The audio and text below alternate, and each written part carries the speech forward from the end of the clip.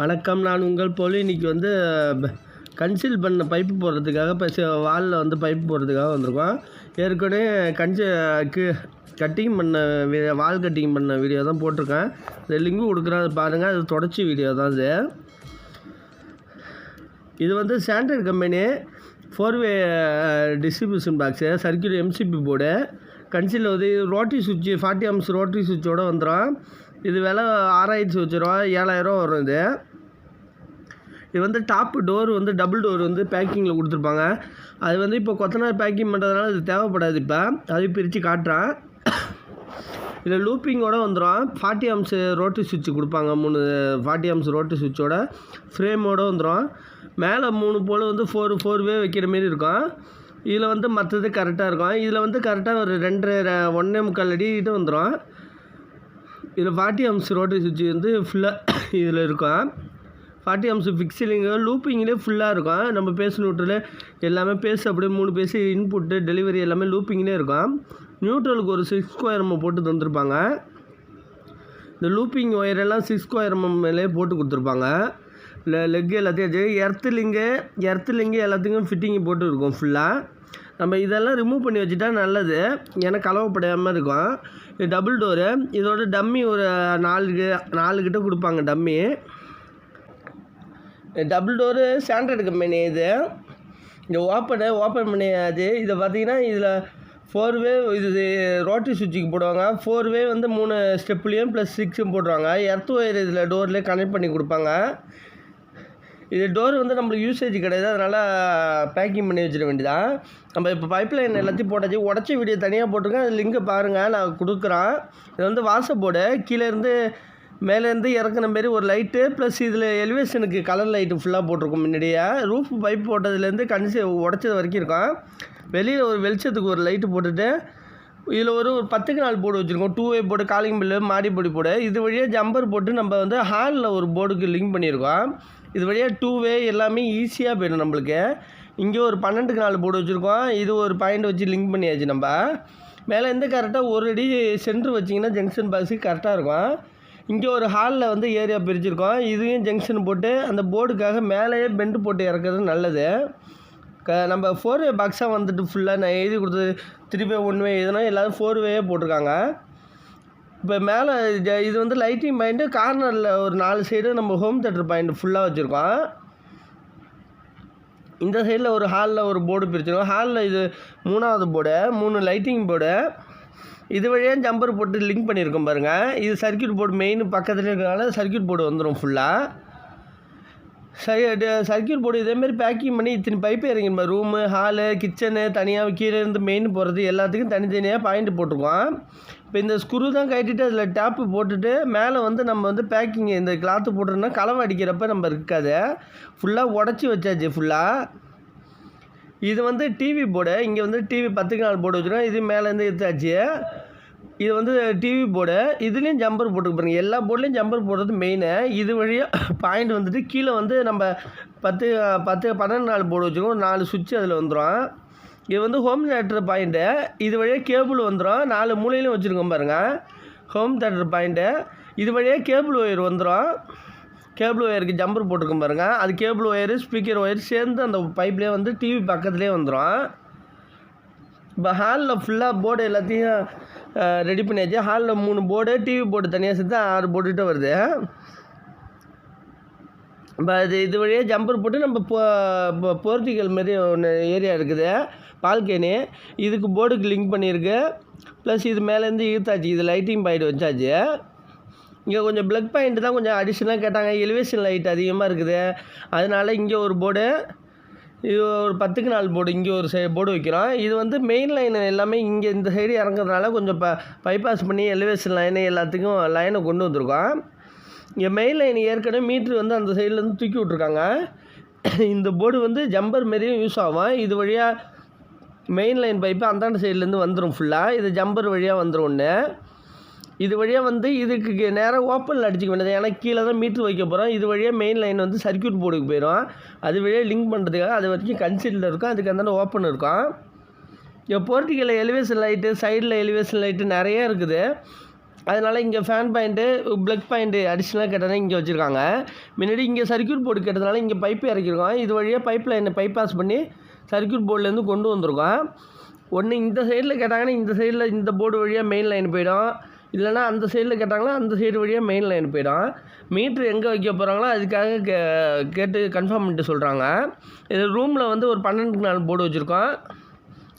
இது மேலேருந்து இறக்கியாச்சு. இந்த ரூமில் 2 சைடு லாஃப்ட் இருக்கிறதுனால இங்கே ஒரு ஜங்ஷன் பாக்ஸ் வச்சுருக்கோம். அங்கே ஒரு லாஃப்ட் இருக்குது. அதனால் இங்கே ஏசி பாயிண்ட் வச்சாச்சு. இது 12x4 போர்டு. இது வழியாக டிவி போர்டு ஒன்று கேட்டிருக்காங்க. இதில் ஒரு 8x4 போர்டு வச்சுருக்கோம். இது வந்து ஹாலில் உள்ள போட்டு ஜம்பர் போட்டு இதுக்கு லூப் பண்ணியிருக்கோம் பாருங்கள். இதேமாரி லூப் பண்ணிட்டால் நம்ம எர்த்து இன்வெர்ட்ரு எல்லாமே லூப்பிங் பண்ணிக்கலாம். மெயின் லைன் பிளாக் ஆனாலும் போட்டுக்கலாம். கேபிள் ஒயர் இது வழியாக தரையிலே போட்டு அந்தாண்ட தள்ளிட வேண்டியதான். ஏன்னா ரூஃபில் பைப்பு அப்போ கேட்கல, இப்போ டிவி ப்ரோஷன் கேட்டிருக்காங்க. இது வந்து ஏசி பாயிண்ட் கரெக்டாக கட்டிலுக்கு நேராக வந்துடும். இங்கே ஒரு பாயிண்ட் வந்துடும். இதுகிட்ட ஏசி பாயிண்ட் வந்துடும். இதுக்கிட்ட பெட் போர்டு வச்சுருக்கோம். கீழே கரெக்டாக 3.25 வச்சா கரெக்டாக இருக்கும்.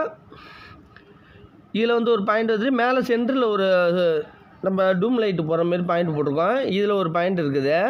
இது வந்து சிஸ்டம் வைக்கிறதுக்கு போர்டு.